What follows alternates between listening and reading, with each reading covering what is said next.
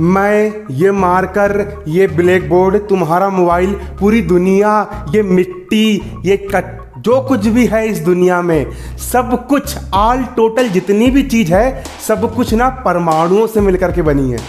किससे मिलकर के बनी है? परमाणु से मिलकर के बनी है। और परमाणु को अंग्रेजी में एटॉम कहा जाता है। आइटम बम लग रही है ना, आइटम बम लग रहे हो तो ये आइटम कहा जाता है। परमाणु को क्या कहा जाता है अंग्रेजी में? एटॉम कहा जाता है। Atom, ATOM, atom. क्या कहा जाता है बच्चों? एटॉम कहा जाता है। किसको कहा जाता है? परमाणु को अंग्रेजी में एटॉम कहा जाता है।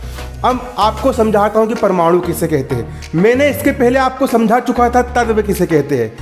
इस पूरी की पूरी जो दुनिया है ना, 118 एलिमेंट्स से मिलकर के बनी है। 118 तत्वों से मिलकर के बनी है। 118 एलिमेंट्स से मिलकर के बनी है ना। 118 तत्वों से मिलकर के बनी है। ठीक, टोटल 118 तत्व है इस दुनिया में, इस पृथ्वी में कुल मिलाकर के 118 तत्व ही है।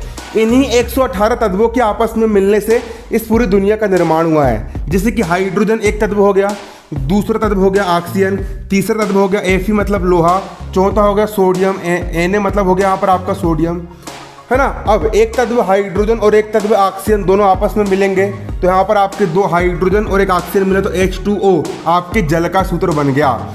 इस प्रकार जल हो गया, चाहे में हो गया, चमड़ा, जो कुछ भी है दुनिया में, सब कुछ, सारे के सारे पदार्थ 118 तत्वों से मिलकर के बने हैं। अरे कितने तत्वों से मिलकर के बने हैं? कुल मिलाकर के पूरे पदार्थ 118 तत्वों से मिलकर के बने हैं। कितने तत्वों से मिलकर के बने हैं बच्चों? 118 तत्वों से मिलकर के बने हैं।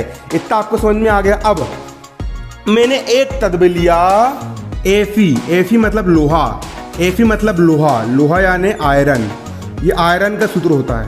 आयरन Fe लोहे का सूत्र होता है। यहाँ पर आपका Fe मतलब लोहा यानी आयरन का सूत्र होता है। अब मान लीजिए बच्चों, ये आपकी लोहे की एक छड़ है, ये आपके लोहे की एक रोड है, ये आपके लोहे की एक क्या है? रोड है। ये आपके लोहे की एक छड़ है।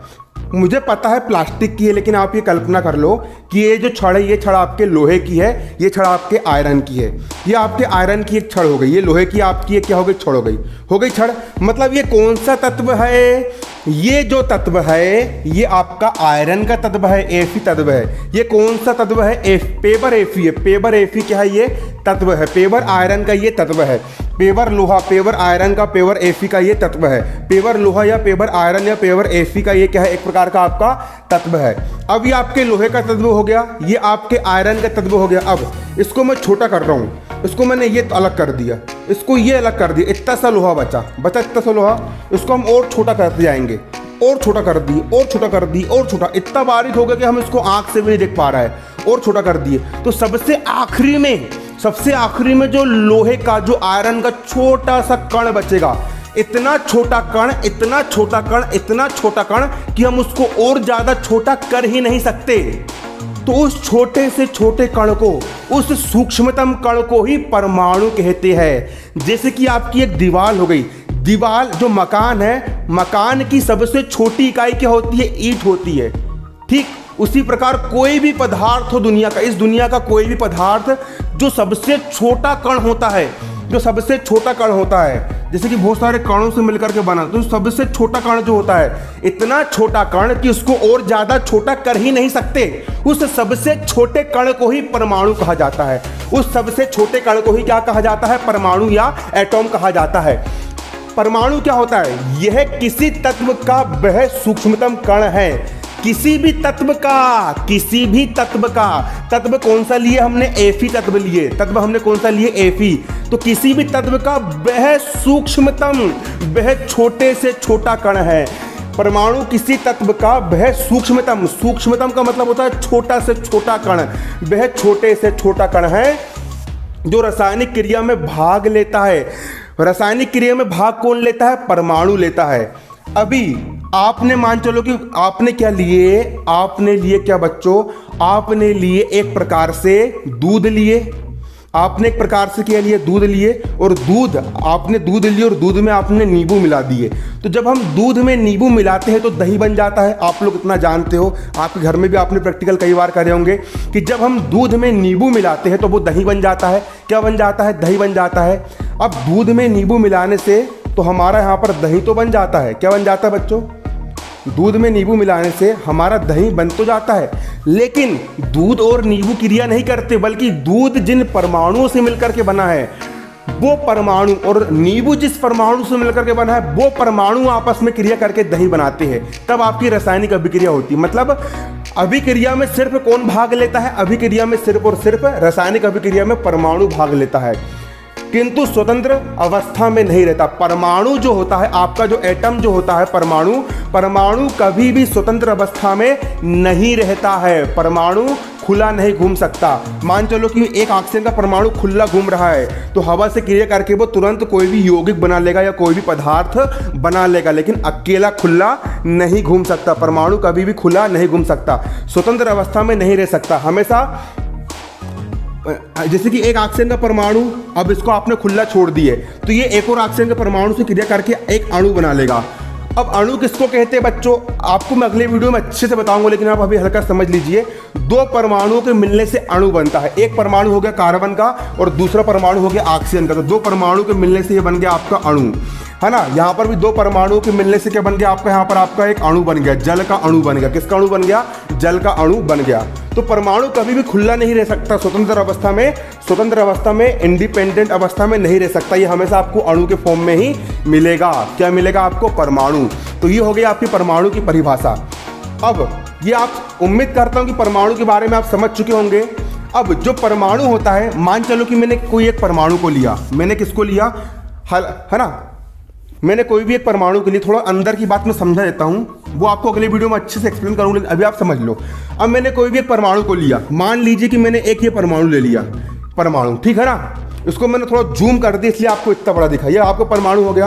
अब परमाणु के अंदर क्या होता है आप जानिए। परमाणु का जो बिल्कुल बीचम बीच का भाग होता है, परमाणु सबसे पहले गेंद के आकार का होता है। फुटबॉल देखो आपने, फुटबॉल के आकार का आपका परमाणु होता है। परमाणु किसके आकार का होता है बच्चों? परमाणु फुटबॉल के आकार का होता है। ये हो गया आपका परमाणु, ये हो गया आपका परमाणु, ये आपके फुटबॉल के आकार का परमाणु हो गया। परमाणु के जो बीचम बीच का भाग होता है, जो बिल्कुल सेंटर वाला भाग होता है, जो परमाणु के बीचम बीच का भाग होता है, जो परमाणु का बिल्कुल सेंटर वाला भाग होता है, इस भाग को बच्चों हम नाभिक कहते हैं। क्या कहते हैं? नाभिक कहते हैं। परमाणु को जो बिल्कुल बीचम बीच का भाग होता है उस भाग को हम क्या कहते हैं? नाभिक कहते हैं। नाभिक के अंदर, किसके अंदर? नाभिक के अंदर दो प्रकार के कण पाए जाते हैं। नाभिक के अंदर दो प्रकार के कण पाए जाते हैं। पहला कण पाया जाता है प्रोटॉन, जिसको हम P से दर्शाते हैं, और दूसरा कण पाया जाता है न्यूट्रॉन, जिसको हम N से दर्शाते हैं। नाभिक के अंदर दो प्रकार के कण पाए जाते हैं। पहला कण होता है प्रोटॉन और दूसरा कण होता है आपका न्यूट्रॉन। प्रोटॉन और न्यूट्रॉन कहाँ पाए जाते हैं? नाभिक के अंदर पाए जाते हैं। और प्रोटॉन और न्यूट्रॉन कहाँ पाए जाते हैं? नाभिक के अंदर पाए जाते हैं। और ये नाभिक हो गया, नाभिक के अंदर प्रोटॉन और न्यूट्रॉन दो प्रकार के कण पाए जाते हैं। प्रोटॉन के ऊपर धन चार्ज होता है और न्यूट्रॉन के ऊपर ऋण चार्ज होता है। अब नाभिक के बाहर कक्षाएं बनी होती है। नाभिक के बाहर क्या बनी होती है? कक्षाएं बनी होती है। नाभिक के बाहर बच्चों कक्षाएं बनी होती है और इन कक्षाओं में इलेक्ट्रॉन चक्कर लगाते हैं। कौन चक्कर लगाते हैं? इलेक्ट्रॉन चक्कर लगाते हैं। इलेक्ट्रॉन चक्कर लगाते हैं। मतलब परमाणु के अंदर कुल 3 प्रकार के कण होते हैं। पहला होता है प्रोटॉन, न्यूट्रॉन और इलेक्ट्रॉन। प्रोटॉन और न्यूट्रॉन नाभिक के अंदर होते हैं और इलेक्ट्रॉन नाभिक के बाहर चक्कर लगाते हैं। न्यूट्रॉन पर कोई भी चार्ज नहीं होता। न्यूट्रॉन पर कोई भी चार्ज नहीं होता, जीरो आवेश होता है। प्रोटॉन पर धन चार्ज होता है और इलेक्ट्रॉन पर ऋण चार्ज होता है। मैंने इसके पहले गलती से यहाँ पर माइनस बोल दिया, जबकि न्यूट्रॉन पर कोई चार्ज नहीं होता। न्यूट्रॉन उदासीन होता है, ना धन है ना ऋण है, ये न्यूट्रॉन उदासीन है। और प्रोटॉन पर धन चार्ज होता है और इलेक्ट्रॉन पर ऋण चार्ज होता है। तो उम्मीद करता हूँ कि आपको परमाणु के बारे में थोड़ा समझ में आया होगा। इस परिभाषा को आप यहाँ पर लिख लीजिए। धन्यवाद। जय हिंद, जय भारत, नमस्कार। इसी प्रकार के वीडियोस देखने के लिए आप हमारे YouTube चैनल को सब्सक्राइब कीजिए। अगर आप 9th क्लास में तो भारती शेर 9th चैनल है। अगर आप 10th क्लास में तो भारती शेर 10th बोर्ड। अगर आप 11th क्लास में तो भारती शेर 11th PCM हमारा एक चैनल है। यदि आप 12th क्लास में तो भारती शेर 12th PCM करके हमारा चैनल है। और आपको मोटिवेशनल से वीडियो चाहिए तो भारती शेर हमारा चैनल है। इन चैनल पर आप लोग को फुल नॉलेज मिलने वाला। धन्यवाद। जय हिंद, जय भारत।